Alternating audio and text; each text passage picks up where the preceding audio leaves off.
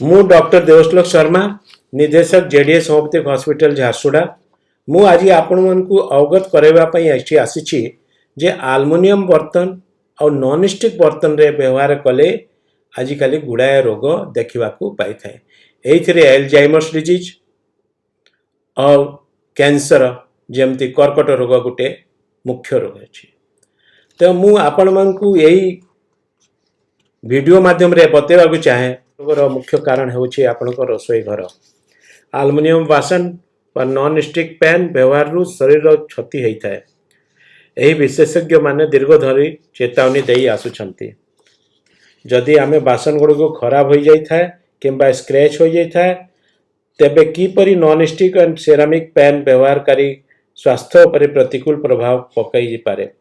Non stick pan थिबा सही scratch किंबा खंड गुड़िक आम खाद्य लक्ष लक्ष माइक्रोप्लास्टिक जमा करि पारंती, जहाद्वारा अनेक गुड़े स्वास्थ्य समस्या देखा जाता है।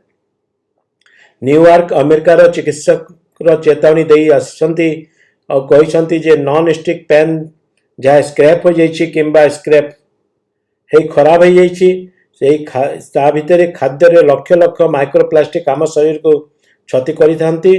माइक्रोप्लास्टिक होची एंडोक्राइन ग्लैंड को क्षति करे और माइक्रोप्लास्टिक हार्मोन को असंतुलन करे, प्रजनन समस्या सृष्टि कर पारती और कर्कट रोग जमती आशंका मध्य रही था।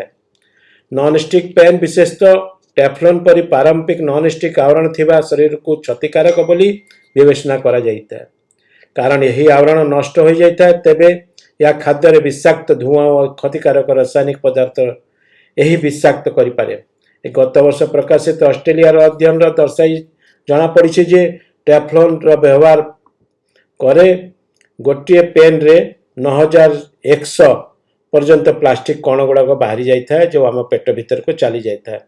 आपण आउ गोटे भूल कर सिरामिक सिरामिक रे कौन स्क्रेच होगला तले कौन रहे आल्युमिनियम रहे, से भी बहुत क्षतिकारक। से आल्युमिनियम खाद्य जदि प्रवेश करि जाए आम शरीर भितर ताहले गोटे एल्जाइमर्स रोग है बहुत विपद रे आमे पड़ी था।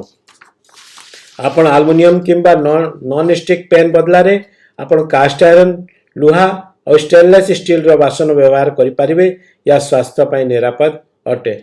नमस्कार, doctor Debashlok Sharma. Thank you.